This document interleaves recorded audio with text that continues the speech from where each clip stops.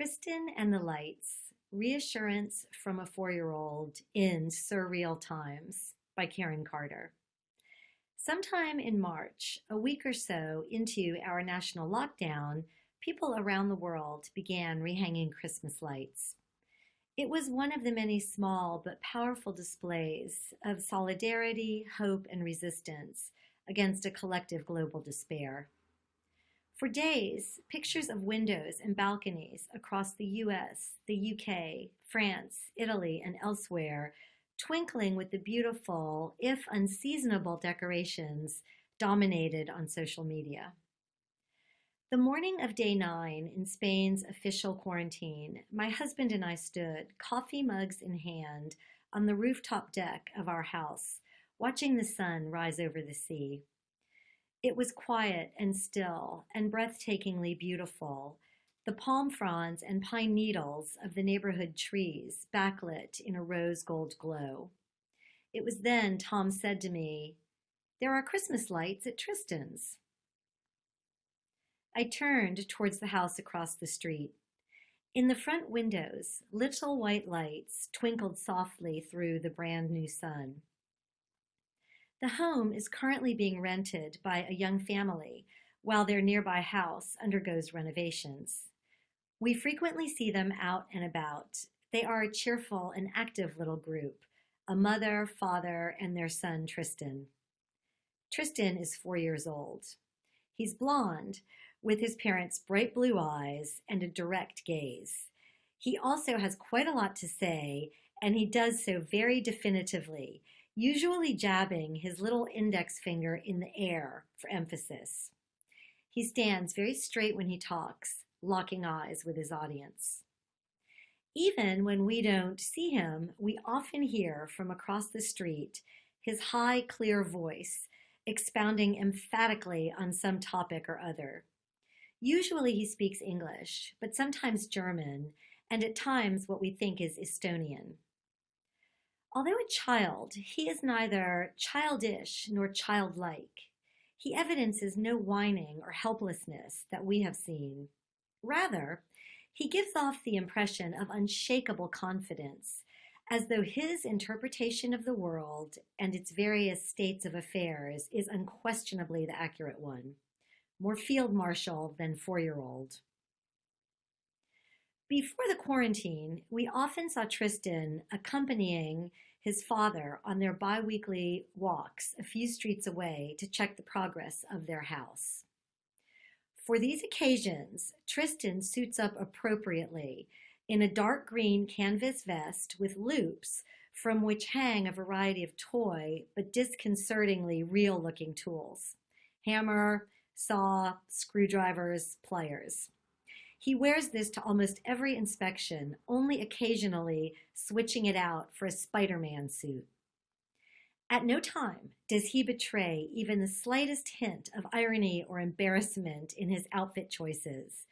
At his young age, he seems to have already taken to heart the dictum of every executive: "You've got to dress for the job you want, not the one you have." One sunny morning, we caught Tristan and his father on their return from a recent inspection and inquired how it was progressing. It was Tristan who stepped up to answer, hammer swinging from one of the vest loops.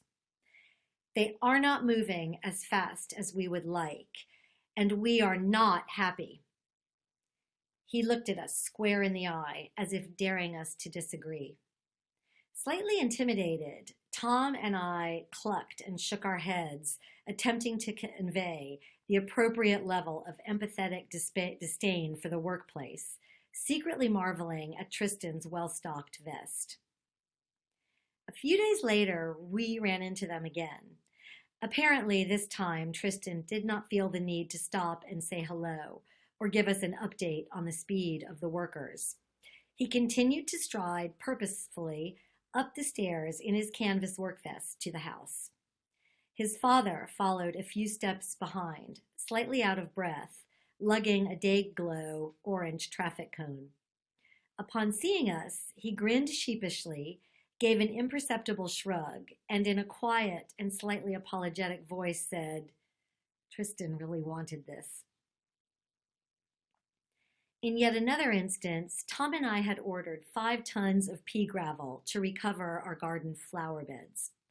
The delivery company deposited it in a 4 foot deep mound, which took up much of the narrow street between our driveway and Tristan's.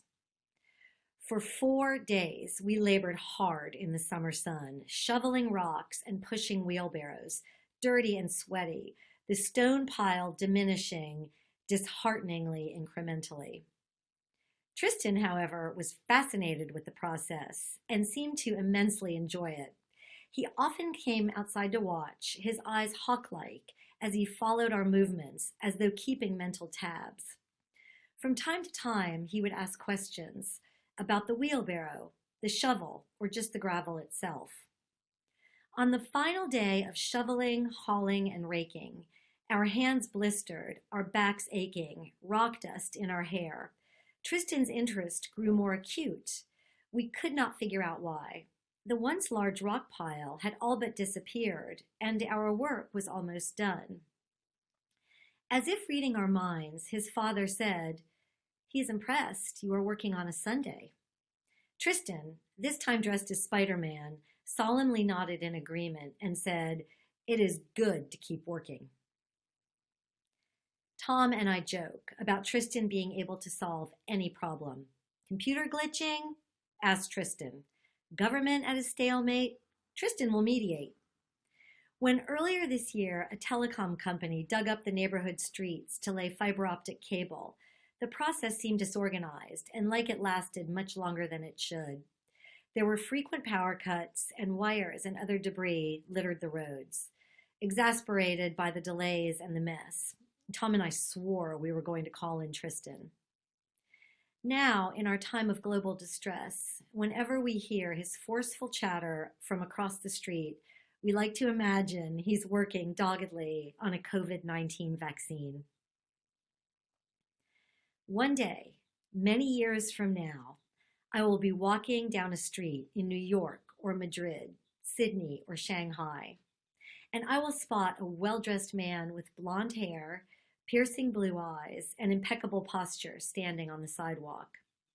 He will be speaking in slightly accented English to what I presume to be his colleagues as they listen with rapt attention. He will be emphatically jabbing the air with his forefinger as he expertly directs some important process, a corporate takeover, negotiating a hostage situation, unsticking a cat from high up in a tree. I will wait on the sidelines until he has finished expounding and lowered his finger, nodding in satisfaction as he watches the group wordlessly disperse to begin the work at hand. And I will go up to him and say, "Hi, Tristan. It's been a long time. Thank you."